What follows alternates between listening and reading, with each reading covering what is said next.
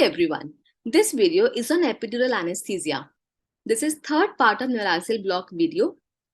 We have discussed all the anatomy pertaining to this topic in the first part of the neuraxial block videos. If you have not watched that video, then I request you to please go through it first. It will help you a lot. In epidural anesthesia, the drug is deposited in the epidural space, which is, as we have discussed, it is a potential space between the ligamentum flavum and the dura mater. So as you can see in this diagram,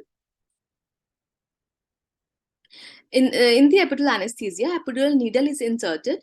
It pierces the skin, subcutaneous tissue, supraspinous muscles, interspinous muscle, then the ligamentum flavum. As soon as the ligamentum flavum is pierced, we enter the epidural space, which is above the dura mater.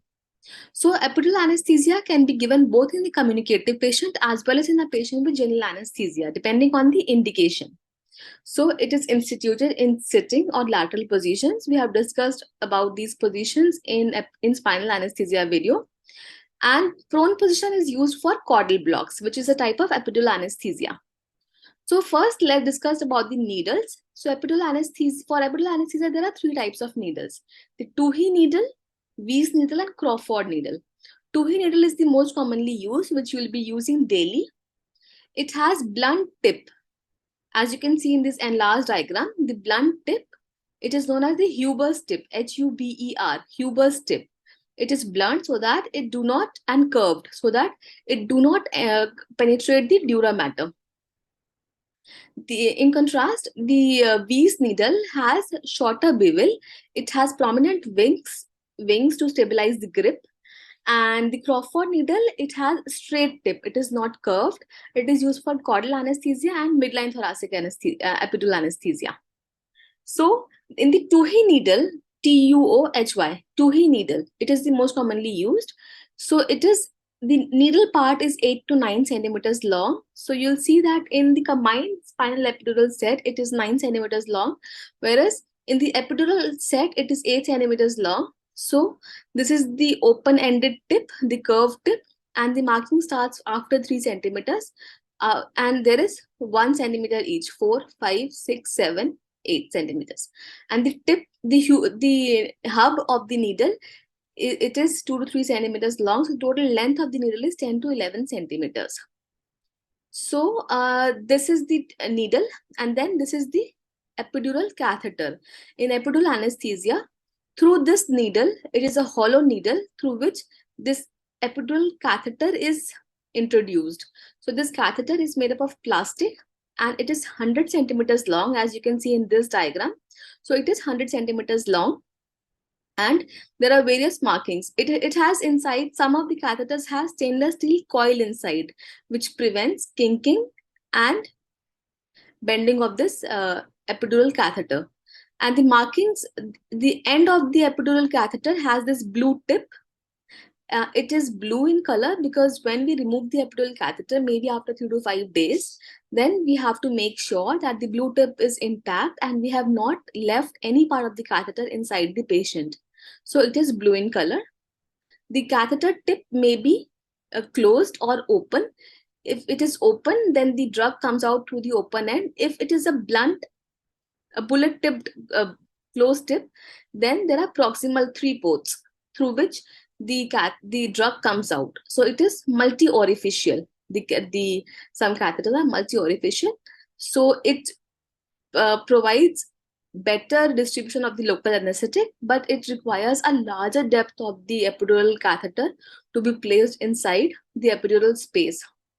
So the marking starts from 5 centimeters. So at 5 centimeters, there is this one tip mark. Then at every 1 centimeters, there is a mark. So 5, 6, 7, 8, 9. At 10 centimeters, there are 2 markings. At then 11, 12, 13, 14, 15.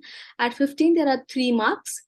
16, 17, 18, 19, 20. At 20, there are 4 marks. So after 20 centimeters, there are no markings. So as I have already told that it is 100 centimeters long plastic catheter. This is the epidural set. So the needle comes, which is 17 to 18 gauge, and the catheter is 19 to 20 gauge in size. Then this is the LOR needle. This is a loss of resistance needle. We'll be talking about this. This is the filter. Now this filter is attached at the end of the epidural catheter. It is to prevent any particulate matter or bacteria entering the sterile space. Besides this, there is the finder needle inside the epidural set and the syringe and needle for giving the local anesthetic. This is the position of your hands while you are inserting the epidural needle, and this is the already inserted epidural catheter, as you can see. So these are 3 marks. So this is 15 centimeters, 14, 13. So this is fixed at 13 centimeters. Now the technique. Now there are various techniques by which we can give thoracic epidural, just like by which we can give epidural anesthesia, just like spinal. So in the lumbar region and the low thoracic region, the spinous processes are not that much angulated, and so you can use the midline approach. So advantage of midline approach is that there is simpler anatomy in the midline. The passage of needle is through less sensitive structures and less probability of contacting the facet joints or large spinal nerves that innervate the legs. There is less of trauma. So, but paramedian technique is better in these areas only in challenging situations like hypertrophied bony spurs. So there'll be bony hindrance. So paramedian is better. Spinal abnormalities and failure to adequately flex the patient. In the thoracic epidural, the spinous processes are very much angulated and are closely approximated. Therefore, paramedian technique is better in thoracic epidural. You will be using thoracic epidural very commonly in a patient with general anesthesia for upper abdominal surgeries as well as for thoracic surgeries. So we have now the technique, how you have to insert this epidural needle. So you identify the spinous process and you raise the skin wheel with the local anesthetic 0.5 to 1 centimeters off the midline, because you're using the paramedian technique. So 0.5 to 1 centimeters off the midline. So this is the spinous process, the caudate, that is the lower tip. Then you move 0.5 to 1 centimeters and you enter perpendicular. So with this finder needle, it is directed at right angle to the skin. Okay, so just perpendicular you go, and then you contact the lamina. So this is the lamina which you contact, right? So this is the lamina because you are going paramedially. So when it is contracted, then a local anesthetic is given and the needle is withdrawn. Now the longer epidural needle is positioned in an advance similarly, that 0.5 to 1 centimeters, and it is given perpendicular. You contact the lamina, but after the lamina is contacted, needle is repeatedly retracted and advanced in medial and capsular direction. So after this lamina is contacted, the epidural needle, you have to repeatedly retract and advance and go medially and a little cephalic, okay, capsular, so that you enter this intervertebral space, right? So you have to go until it fails to make bony contact at depth anticipated by previous insertions, which means that now you have left the lamina and you have entered this epidural space. Now, how to identify the epidural space? Now, the most important point in identifying this space is that you engage your needle very firmly in the ligamentum flavum, so that when you enter the epidural space, there is definite feel of that loss of resistance. So there are two most widely used techniques of identifying, whereas there are a lot of many techniques, but these are two commonly used, and out of these, the LOR technique is the most widely used. It is done by using saline or air or both. So sometimes we take 1 to 3 ml of saline and 0.1 to 0.3 ml, just that 1 to 2 bubbles of air. So after proper positioning in ligamentum flavum, the needle is advanced. See, now it has been positioned. So now this needle is advanced and it is attached to this LOR syringe, and the continuous pressure is applied on the plunger of this syringe. And when you feel the abrupt loss of resistance to injection, that means that needle has passed through ligamentum flavum into the epidural space. Okay. And If suppose the saline has been entered, but the plunger comes back, that means that they are still in the ligamentum flavum. And if with so much difficulty also you're not able, not you felt the loss of resistance somehow, but you're not able to push the saline into it, that means you are still in the interspinous or the paraspinal muscles.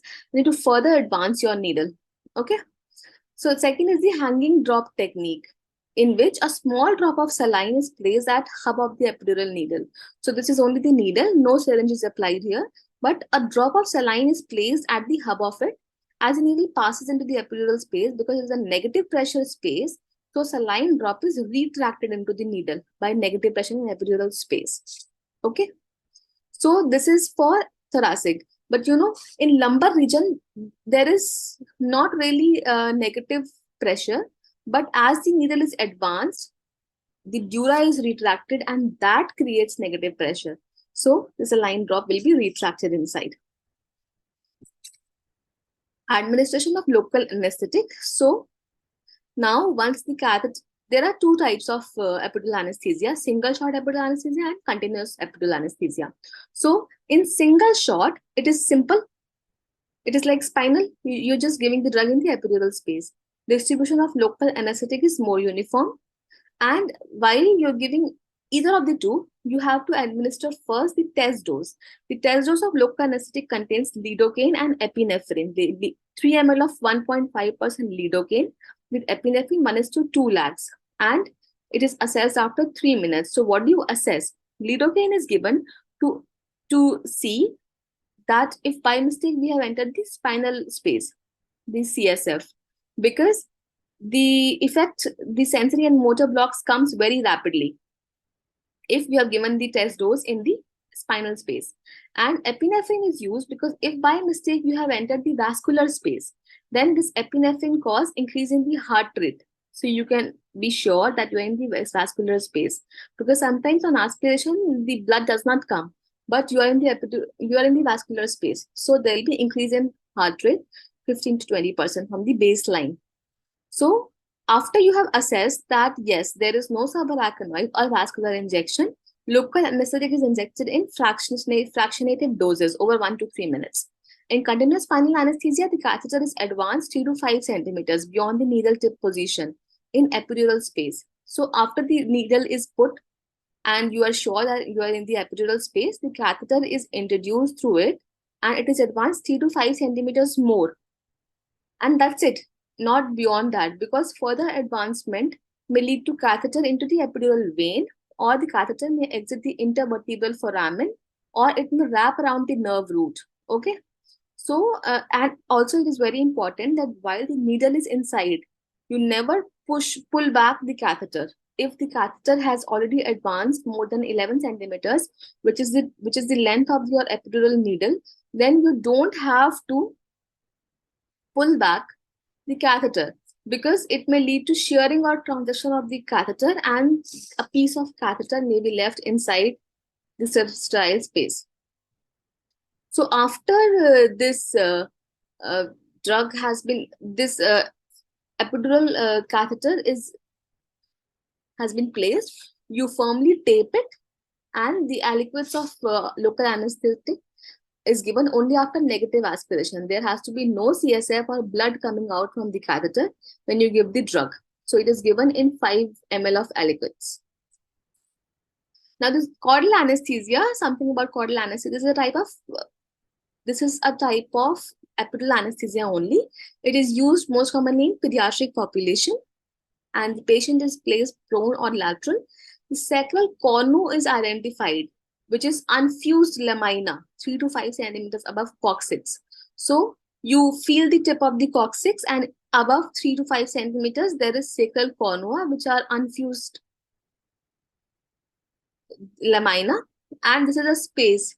So this is the sacral hiatus formed by the unfused lamina of S4 and S5. So you can see that this is the posterior superior iliac spine, the two posterior superior iliac spine. You can recognize it by dimples on the back near the buttocks.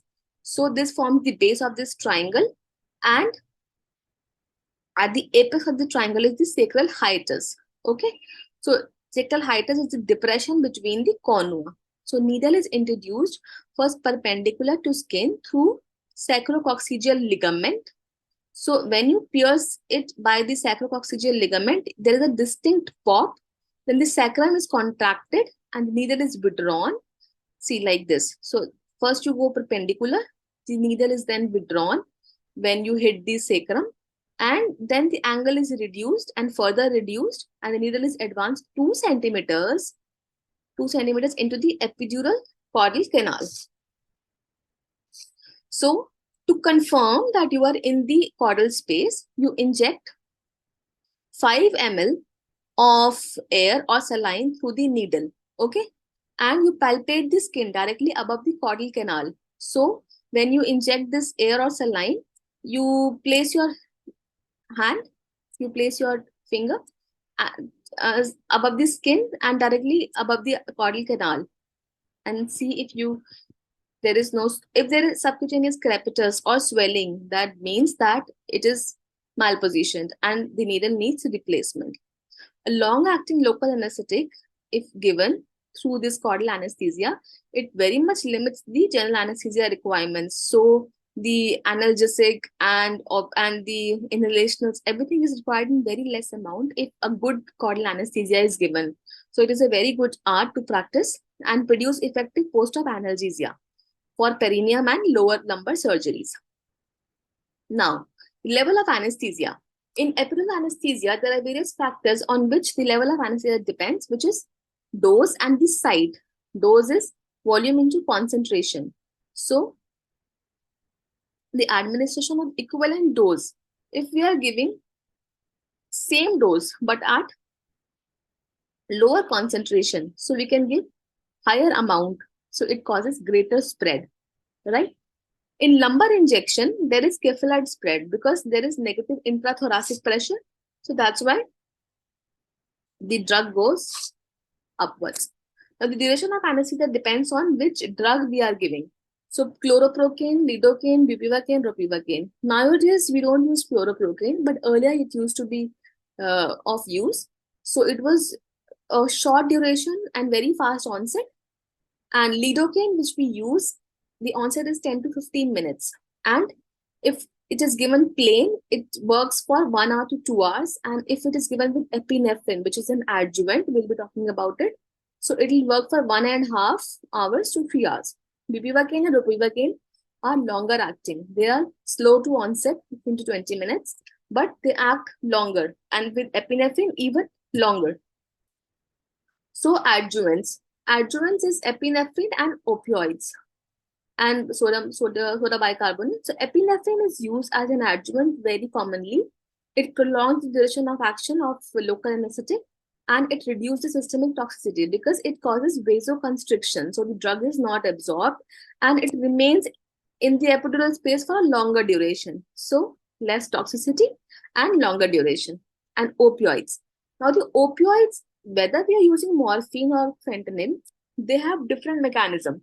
So morphine is hydrophilic since it is water loving. Morphine hydrophilic, so that's why it remains in the CSF. It spreads rostrally upwards within the CSF, and there is effective analgesia for thoracic surgeries also, even with lumbar epidural. But fentanyl, it is lipophilic, so that's why it is absorbed into systemic circulation and it demonstrates limited selective spinal activity. Now we know that opioids like fentanyl act at dorsal horn of the spinal cord. We learned that in the anatomy part, the first part. So that's why fentanyl acts on the dorsal horn, right? And which is there, but it is lipophilic, so it is absorbed into systemic circulation and demonstrates limited selective spinal activity because where we are giving the drug, the spinal cord dorsal root is situated much above because the level at which we are giving it is much below, so it has less effect. Now the sodium bicarbonate, it favors it is alkaline and local anesthetic is also weak base. So when soda bicarb is added, so it favors non-ionized form of local anesthetic. Now, non-ionized, so it promotes rapid onset, right? Because it is absorbed into the spinal nerve root faster. So 1 ml of 8.4% soda bicarb is used, added to 10 ml of lidocaine. Now we come to physiology. Now, how this epidural anesthesia, the drugs and everything, they act. So major site of action of local anesthetic in epidural is spinal nerve roots. So local anesthetic acts on spinal nerve roots where dura is relatively thin. So either it is absorbed into the nerve roots, or it may diffuse from epidural space to the subarachnoid space and produce analgesics and produce anesthesia. Now, we know that cranial nerves cannot be blocked because, as we have learned in the anatomy part, the epidural space ends at foramen magnum. It is not continuous with the cranial part. So, it does not block the cranial nerves in opposing to spinal anesthesia, in which even the cranial nerves can be blocked. So oculomotor nerve, now this is the third cranial nerve. It contains pupiloconstrictor fibers, right? Pupiloconstrictor fibers. So it induces meiosis after opioids in high epidural. But in high spinal, even with opioids, there is no pupillary constriction. In high spinal, it produces pupillary dilatation and loss of light reflex. This is how you can identify whether the drug has gone into high spinal or it is still in the epidural space. Now, these epidural and spinal, they both cause sympathetic nervous system block, sensory block, and motor block. So, by sympathetic nerve block, it causes pooling of blood in large capacitance vessels of viscera. So, there is a lot of blood which comes into the viscera. So, decrease in the preload is there. There is decreased preload, there is decreased cardiac output and BP. So it may cause a little bit of hypotension also, because the blood is all there in the viscera. And it is good also because there is increased mucosal blood. So it causes greater peristalsis and a better return of gut activity. So there is better return. There is earlier return of the gut activity. If T1 to T4 fibers are blocked, then heart rate and contractility decreases. But since the onset is slower than the epidural and then the spinal anesthesia, there is no abrupt hypotension with epidural. So this is the advantage. The surgical bleeding is also less. The motor block, now there is difficulty with ambulation after lumbar epidural anesthesia. Okay, because of the motor block. Diaphragm function is unaffected. So it is favorable on respiratory function. It prevents pain-induced splinting. It permits uninhibited coughing and deep breathing. So it is good. Catabolism, it prevents surgery-associated increase in catabolism. There is loss. So there is no loss of muscle protein. So there is overall stress reduction and there is decreased morbidity. There are various side effects and complications of epidural anesthesia also. So first is epidural hematoma. So when we are introducing the needle, there may be bleeding from vascular trauma. If there is any bleeding, it may cause hematoma. It may cause complications. So it requires urgent surgical decompression if there is epidural hematoma. Accidental dural puncture, which is very much common, wet tap and headache. So we have to convert to single injection or continuous spinal anesthesia. Or we can attempt at different lumbar space. But you know what? Ideally, if you puncture the dura, you should leave the catheter there inside for around 20 to 24 hours so that there is epithelialization and the leakage is blocked.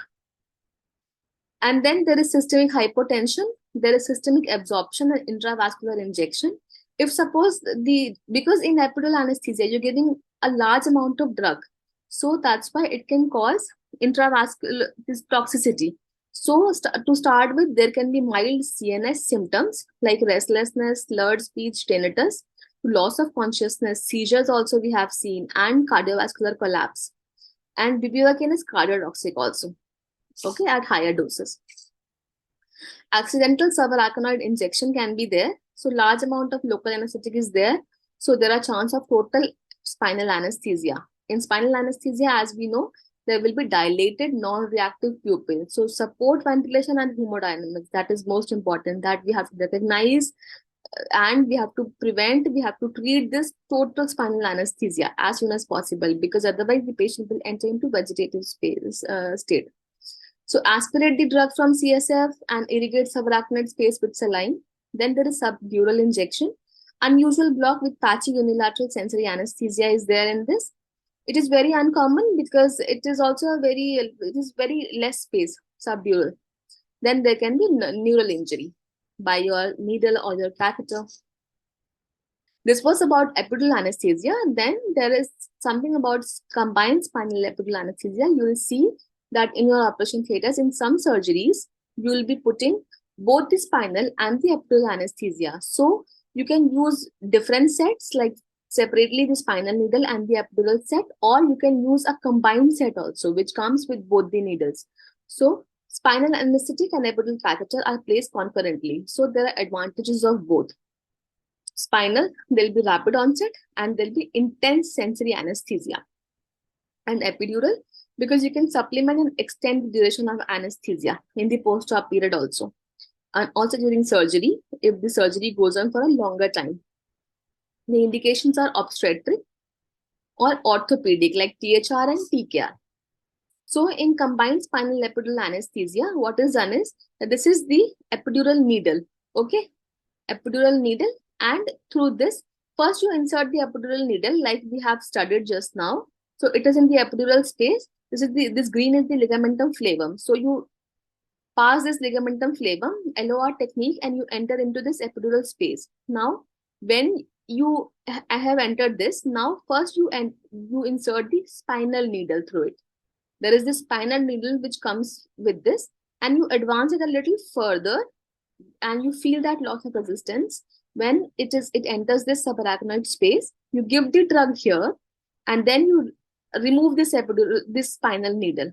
And after you remove the spinal needle, very fast you insert this epidural catheter.